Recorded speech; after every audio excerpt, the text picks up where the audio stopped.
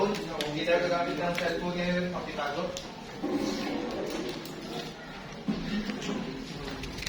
Kaya nilalabas natin notebook, kwaderno at ballpen para sa ating talakay ngayon.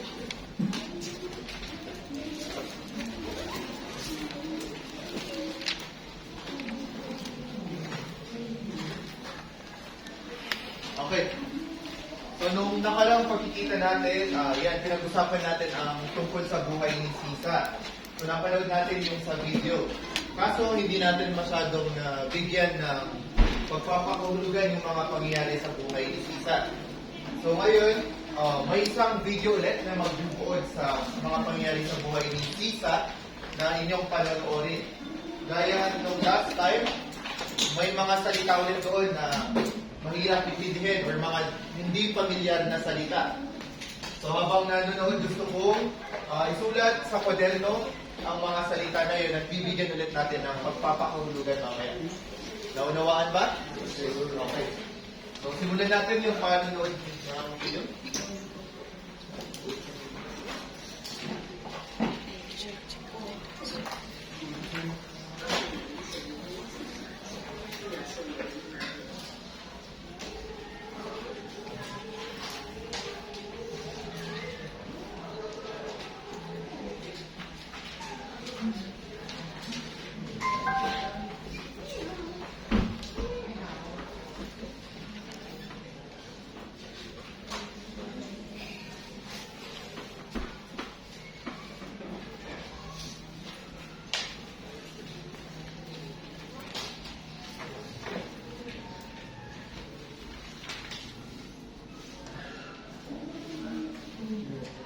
Pangyayari sa buhay ni Sisa mula sa Nonong Evangelyo. Si Sisa ay isang umiran at mapag-arugato na at asawa. Naging martir si Sisa. Siya ang naghahanap buhay para sa pamilya. Hindi inaalintana ang pagmamalupit ng asawang sabongero sa tuwing umuwi ito ng bahay. Mahal na mahal ni Sisa ang asawa, kaya naman pati mga alahas ay naibenta upang matustusan ang bisyo nito. Nang wala nang maibigay, pinabubuhatan na siya ng kamay ng asawa at bihira ng umuwi ng bahay. Walang nagawa si Sisa kundi umiyak at umasang magbabago ang asawa. Para kay Sisa, Diyos ang kanyang asawa at ang dalawang mga anak nila ay ang mga angkol. Isang gabi ay naghanda si Sisa ng espesyal na hapunan dahil nalaman niya na uuwi ang mga anak na si Crispin at Basilio mula sa kumbento. Naghain siya ng tuyong tawilis at kamatis na paborito ni Crispin at nanghingi ng kapirasong tapang baboy ramo at hita ng patong bundok kay Piloso Potasio na paborito naman ni Basilio. Ngunit dumating ang kanyang asawa at inubos lahat ng pagkain. Saka lamang naisip ang dalawang anak nang siya'y mabusog. Nang makita ni Sisa ang nadirang pagkain, naisip niya na hindi na sapat para sa kanilang tatlo at nasabi sa sarili na hindi na siya maghahapunan. Hanggang sa umalis din ang ang asawa, tangan ang maluko. Para kay Sisa, sapat na ang pagtatanong ng asawa sa mga kapatid para makadama ng pagkabusog. Dahil sa ginawa ng asawa, naiyak sa sama ng loob si Sisa. Iniisip niya ang masasarap na pagkain para sa dalawang anak. Masakit man sa damdamin, nagluto ng kanin at nag-ihaw ng tuyo para sa mga anak na inaasahang darating. Ngunit, lumipas ang mga oras ay walang dumating na Crispin at Basilio. Hanggang sa makarinig ng malakas na sigaw sa Sisa. Pinabuksan niya ito ng pinto at lumabas sa kanya si Basilio na duguan ang muong dahil napusin ito ng bala mula sa mga Guardia Civil. Kinilabutan si Sisa sa nangyari sa kanyang anak at lalong pinanglamigan ng makitang hindi kasama si Crispin. Naisalaysay ni Basilio ang nangyari sa kapatid na pinagbintangang nagnakaw ng 2 onsa o 32 piso. Lalong nahabag si Sisa sa nangyari sa bunsong anak. Minarapat na ilihim na lang ni Basilio ang pagmamalupit sa kapatid ni Crispin upang hindi na mag-alala ang ina. Ngunit, alalang-alala si Sisa sa kanyang mga anak na ang tanging magagawa ay ang papayatain ang kalooban ni Basilio. Napatid din ni Basilio na dumating ang ama. Nawalan siya ng ganang kumain dahil gutom. Alam niyang ang pagmamalupit na ginagawa ng ama sa kanyang ina. Ipinabatid ni Basilio na gusto na niyang mawala na ng lubusan ang kanyang ama sa kanilang buhay, na ikinalungkot naman ni Sisa. Nais pa rin kasi nitong mabuo ang kanilang pamilya. Nakatulog si Basilio dahil sa pagod. Napanaginipan pa rin niya si Crispin na pinapalo ng sakristan mayor at inaalipos na pa rin ng pari. Ginising siya ng ina at sinabi nito na ayaw na niyang bumalik sa simbahan. Magpapastol na lamang siya ng mga hayop sa bukid ni Ibarra. Kapag nasa husgundo lang na raw, ay mag-aarami na lamang siya sa bukid. Pag-aarali na lamang niya ang kapatid ni Crispin kay Piloso Potasio. Natigilan na naman si Sisa sa ginagawa at muling nalungkot dahil hindi kasama ang ama sa mga plano ni Basilio. Ngunit, tinugis ng mga gwardiya sibil si Basilio kaya't siya'y nagtatakbo at hindi na umuwi ng bahay. Si Sisa naman ay dumalaw sa konvento, ngunit walang Crispin siyang nakita. Hanggang isang araw ay nawala sa katinuan ng pag-iisip si Sisa dahil sa hirap ng damdamin at pagod na katawan kahahanap sa dalawang anak na nawawala. Paulit-ulit na binibigkas ni Sisa ang pangalan ng kanyang mga anak habang nagpapalaboy-laboy sa kalsada. Nang makita niya si Basilio at Tutuan, ay kumagpas ng takbo hanggang mapadpad sa lupang pag-aari ni Ibarra. Okay? So, titigil natin yung kwento doon kasi yung konti na yun, tatapusin niya agad yung kwento. Okay, so yan. Unahin natin yung mga salita muna bago natin ipaliwanag kung ano yung mga pangyayari sa kwento. Pwede bang burahin ito? Sure. So, sige, ano yung mga salita? Bukod dun sa nung nakaraang pagkikita. Meron ba? Yes. Pangan ang? Okay. Pangan. Okay, meron bang nakakalam sa inyo kung anong kahulugan ng tangan? Okay. Ano? Meron? Okay. Ang tangan ng bato, ang ibig sabihin nun ay hawak. Okay? So, hawak ang bato or tangan ang bato. Okay? Sunod na salita. Wala na? Yun lang? Yung mga naisulat ninyo. Yun lang? Sure? Yes. Sir, uliran. Uliran. Meron ba? Ang nakakaalam ng uliran? Kaawa-awa? Hindi. Si Sisa ay isang ulirang ina. Mapagmahal, pwede. Pero may word na, or may salita na ang kahulugan ng uliran. Isa siyang, okay. Isa siyang modelo o huwaran. Okay, so si Sisa daw, yun, di ba? Si Sisa isang mapagmahal na ina. Ano pa ang mga katangian ni Sisa? Bukod sa mapagmahal na ina at asawa. Mapag-aruga. Okay, tama. Ano pa? Ano yun? Ulirain. Ayan, so binalik dun sa salita. Ayan, sa uliran ay modelo o huwaran. So, pwede mong sabihin na ang aking ina ay isang ulirang ina. Yan. Good role model. Okay? Next word. Bigyan kahulugan ba natin ang uliran? Meron na? Okay. Ano pa? Bukod sa dalawang salita? Tangan at uliran. Yun lang? Wala na?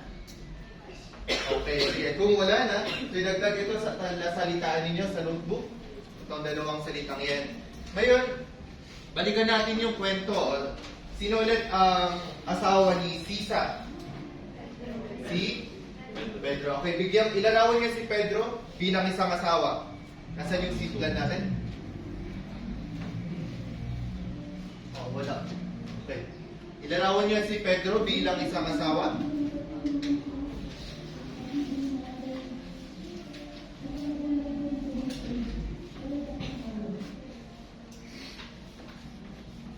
Okay. Bigyan paglalarawan si Pedro. May bisyo, okay. Or mabisyo. Ano pa? Kapag malupit or malupit. Ay, di ba malupit siya sa kanyang asawa? Tama? Sunod? May bisyo or mabisyo, malupit. Yun lang? Yes. Pabaya.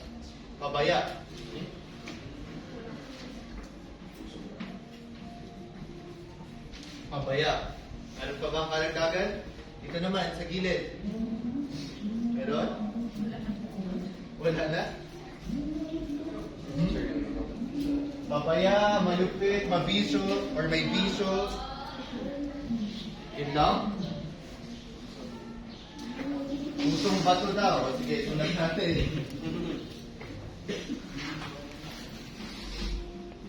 Okay, pusong... Ayan, so, bakit lahat kaya nang nasabi ninyong paglalarawan kay Pedro ay puro negative? Kasi siya ay masamang tao, masamang asawa. Ano pa? Ano kaya sa tingin ninyo yung ipinapahiwatig nito dati, nung panahon ng Espanyol? Si Pedro bilang isang asawa. Ano sa tingin ninyo? May yung status nila sa buhay, compare nyo kay Sisa. Okay, magtaas ng kamay kung nais magbahagi. Meron? I-compare natin, di ba? Si Pedro, ganyan yung mga paglalarawan ninyo. Sige, ilarawan natin si Sisa para makita natin ang pagkakaiba. O, Sisa, isulat natin, mapagmahal. Ano pa?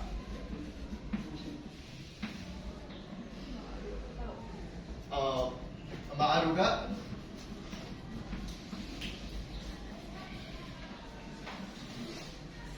Yun lang? Okay, sige. Kung yun, tignan ninyo, yung paglalarawan natin kay Sisa ay positive, tama? O bakit kaya positive kay Sisa at negative naman yung paglalarawan kay Pedro? Ano yung nakikita ninyo? Bakit kaya ganun?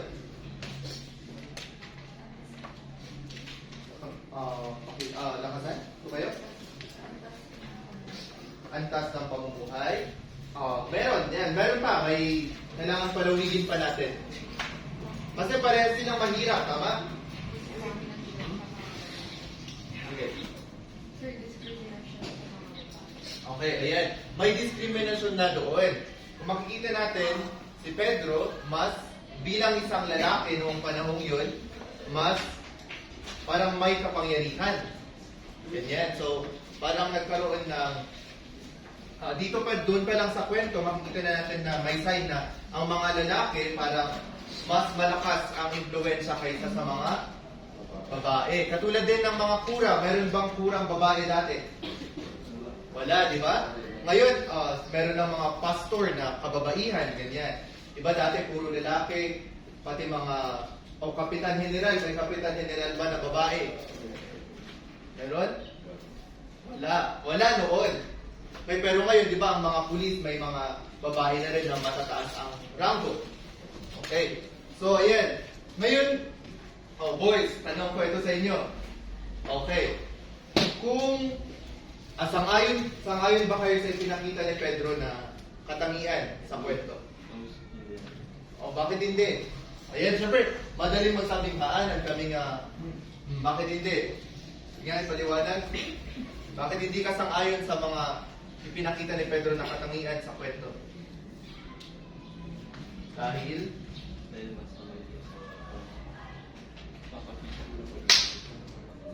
Okay. Sabi niya, dahil masama ito or hindi magandang halimbawa na pagpapakita or walang pagmamahal sa pamilya. Okay? Ikaw naman, bakit sabi mo no? Bakit sabi mo no, sir, hindi ako sang-ayon sa mga katangian na ipinakita ni Pedro?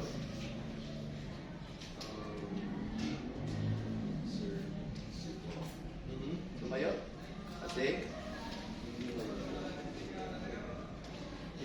Okay. Sabi niya, hindi naman daw lahat ng lalaki katulad ni Pedro. O sige nga, dito naman sa gilid, magtanong tayo. Manu? Yan, na-remember ko yung name. Okay, bakit? Alam ko, nasabi ka rin na no.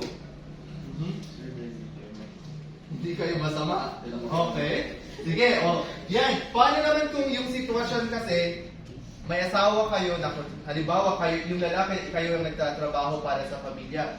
Ang gusto ng asawa ninyo, sa kanya lahat ng sweldo. Walang may iwan sa'yo kahit piso. Anong gagawin mo pag ganun yung sitwasyon? Iiwan mo na, okay. O sige, sabi niya, iiwan mo na. Pero, di ba, syempre, dahil pumasok ka dun sa buhay na may asawa, hindi pwedeng iwan agad yung responsibilidad. Ganyan. Okay, so, bukod sa iiwan mo agad, ano ang dapat gawin? Bubugbugin rin, ganyan. Kakausapin, okay? Kakausapin at ano? Sermonan? Okay, sermonan. Okay. Sabi nila sa kabilang section, dadaan daw sila sa legal na usapan. So, kukuha daw sila ng attorney para pag-usapan yung tungkol doon. At kapag hindi daw na-solve yung issue nilang dalawang mag-asawa, ayan, mag-a-annulment. Kasi walang divorce sa Pilipinas. Okay? Bakit sa tingin nyo, bakit annulment lang meron sa Pilipinas at walang divorce? Kasi? Ayaw? Sir, kasi naniniwala pa rin sila sa parang ugali natin na wag iiwan ng asawa. Okay. Tama.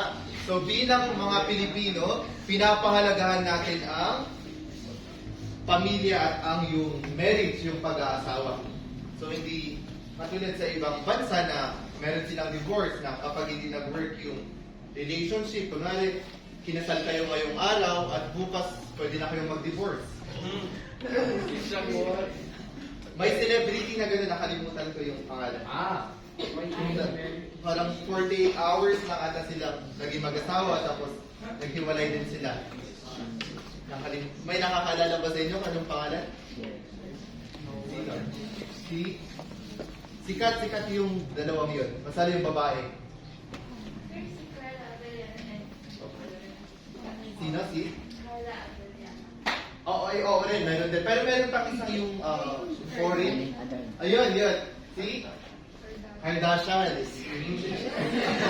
Yun. So, sino sa kanila nakalimutan ko rin yung... Basta isa sa kanila. Ganun yung nangyari. Okay. Okay, ngayon. Saglit.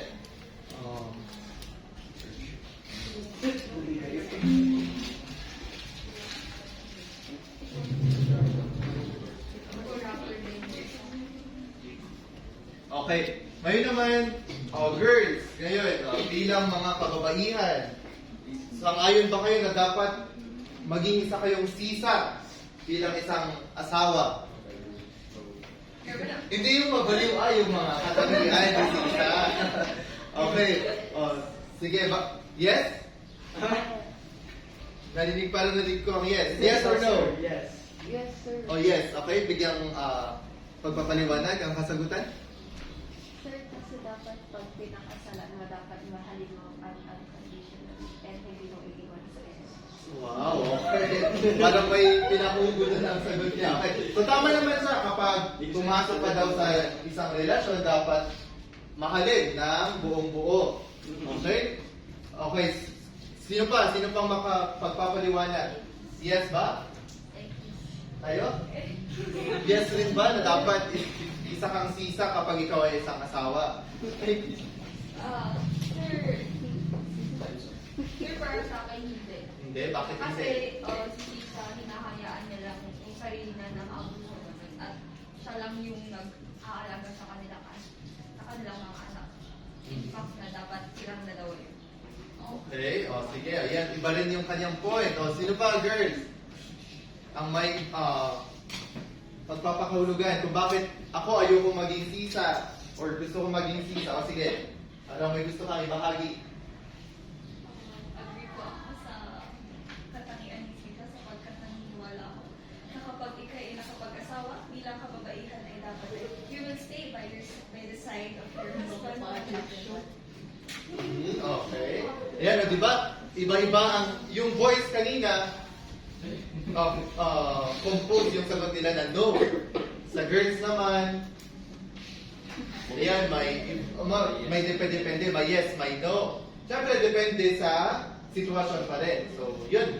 Siyempre, kung paano kapag kagaya ni Sisa na inaabuso ka ng asawa, siyempre, wag, iwan mo na rin daw.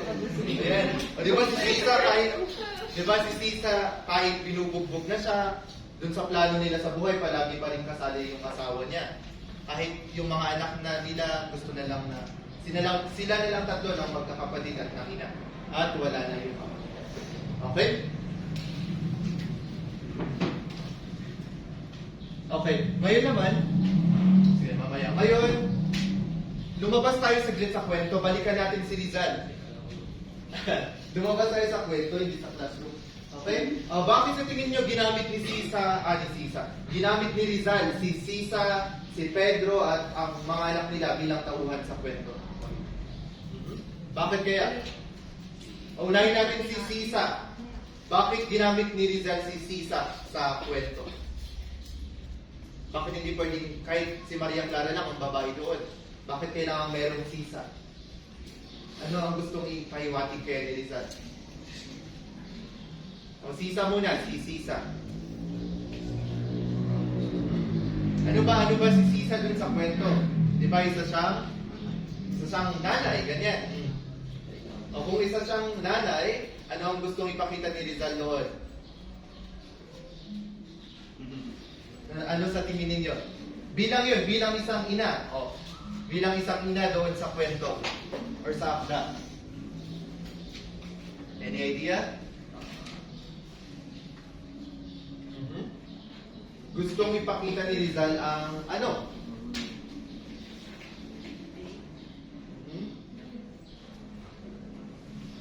Ano sa tingin ninyo? Okay. Sige, idagdag natin si Maria Clara at si Doña Victorina. O, di ba? Iba-iba sila ng... Sige. Iba-iba sila ng antas ng buhay doon. Pero bakit kaya? Bakit may mga ganong character? Different point of view. Okay, yan. Tama. Ang iba't ibang pagtingin sa mga kababaihan.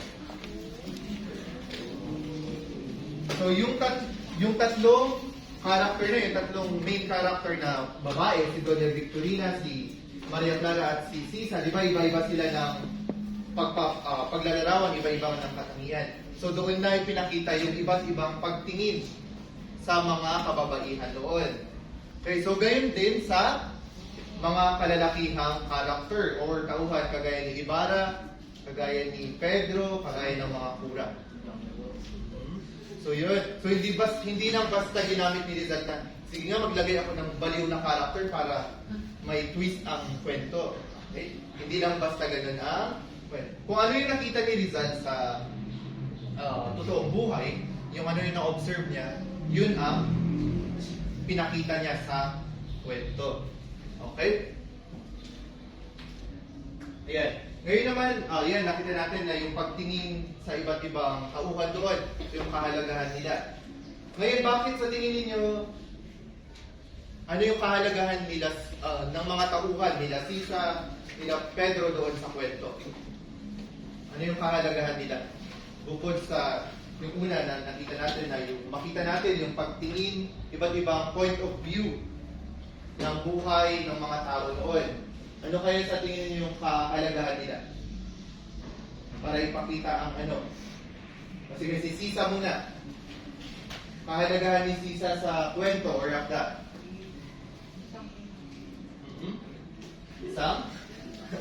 Isang ina. Sama, isang ina. Pinakita doon kung paano si Sisa bilang isang ina. Na yun, yung sabi nyo, mapagmahal, maaruga. Pero, ano ang pinaka hindi magandang katangian ni Sisa? Ang pagiging? Marupok. Hindi ba? Humble? Anong Tagalog word niya? Sir Martin. Okay, ang pagiging martir. Or, ang tinatawag ngayon na under Bisaya, ganyan. Di ba ngayon parang baliktad, sinasabi ngayon ang mga lalaki daw ang under sa mga asawa. Totoo ba yun? Sa tingin ninyo? Yes. Yes? Pwede. So, may mga sitwasyon. Okay. Ngayon, naalala niyo pa ba yung awitin na pinakinggan ninyo? Naalala pa? Okay, sige. Papakinggan ulit natin ito ng isang beses. Ang focus natin, yung lyrics. Okay? Yung lyrics ang focus. Kayo kung gusto nyo pumigil. Pero okay lang. Huwag na. Okay? Sige, yung lyrics ang focus natin ngayon.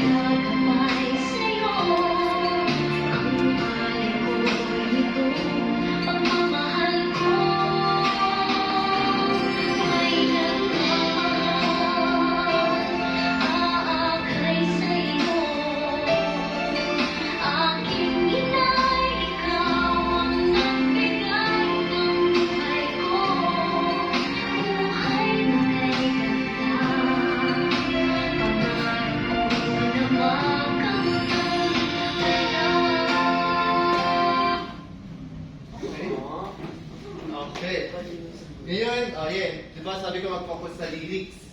Okay, dahil ang gagawin natin,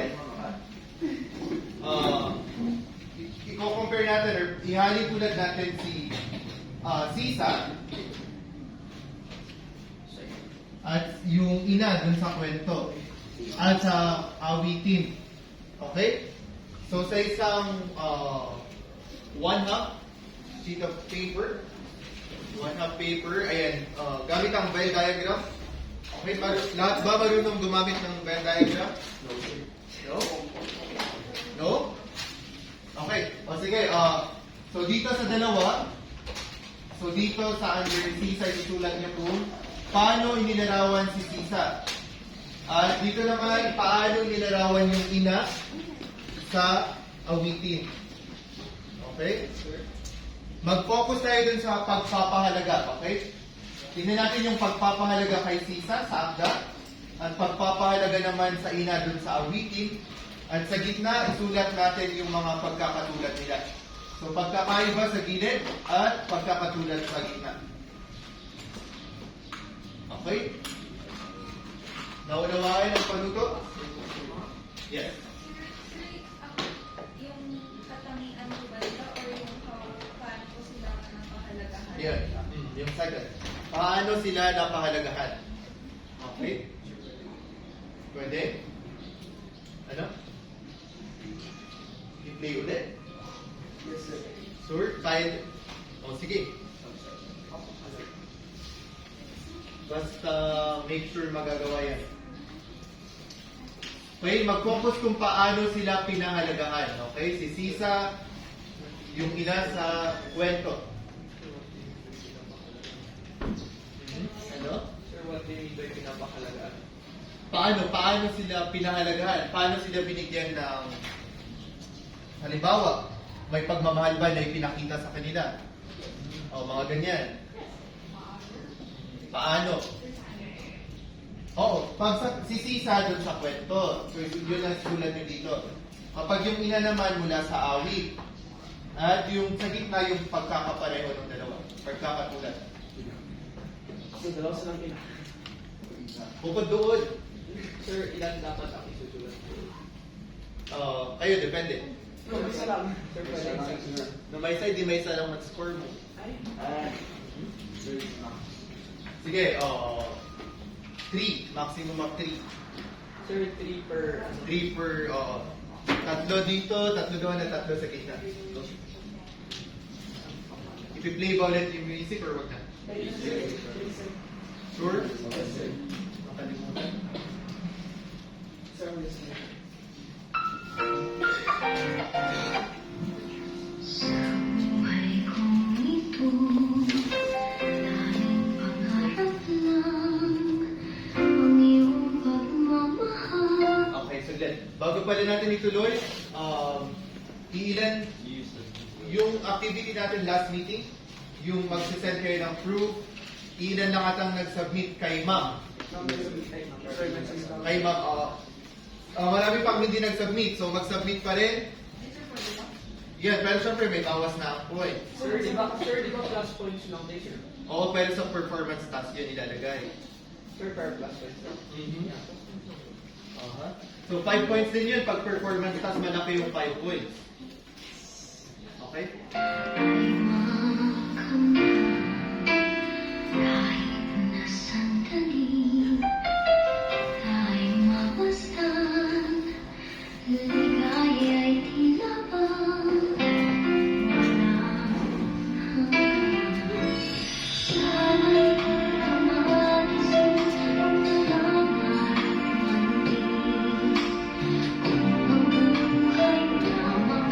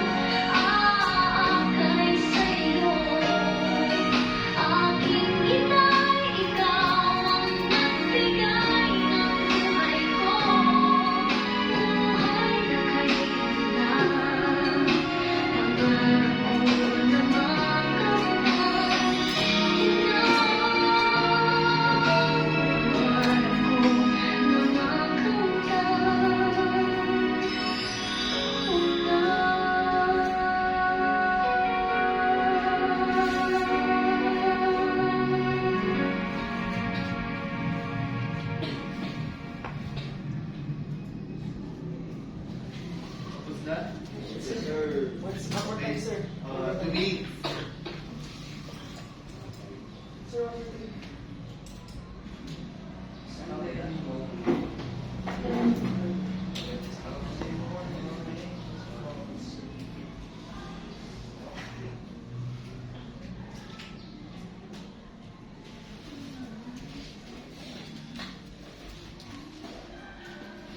Okay, while waiting na matapos yung iba, sino ulit ang susunod na magbibigay ng quiz? Okay, ang quiz natin sa Monday, Kabanata 8, 9, and 10. Okay? Sa book, yung ipapasend ko ulit kay ma'am, yung Kabanata 8, 9, 10. Doon ko kunin yung quiz. So, yung tatlo. So, 10 cards lang doon sa tatlo. Or sige, gawin natin 15. So, wala nang manggagaling sa akin. Doon na lahat sa book. So, Kabanata 8, 9, 10. Okay, Monday.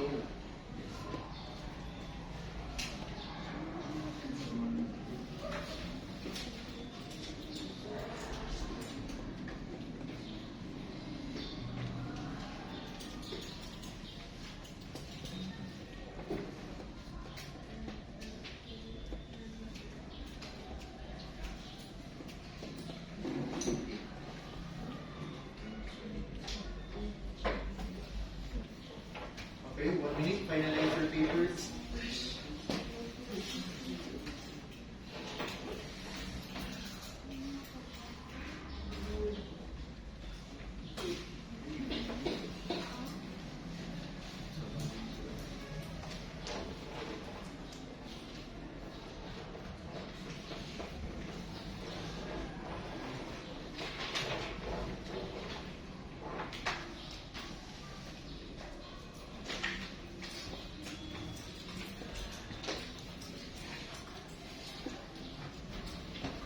Okay, and next week pala, kung mahaba-haba pa yung kwento, tatapusin natin yung kwento until Friday next week.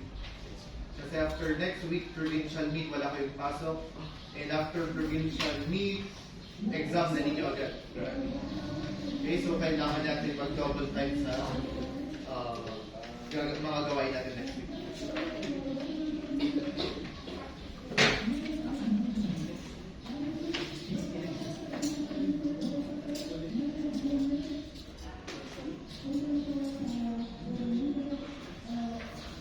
Okay, start passing your papers. 1, 2, 3, 4, 5.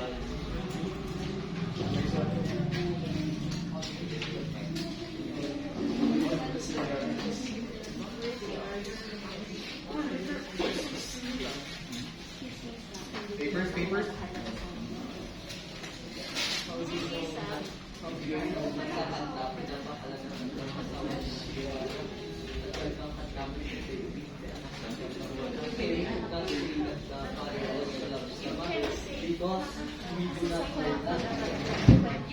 Wala na?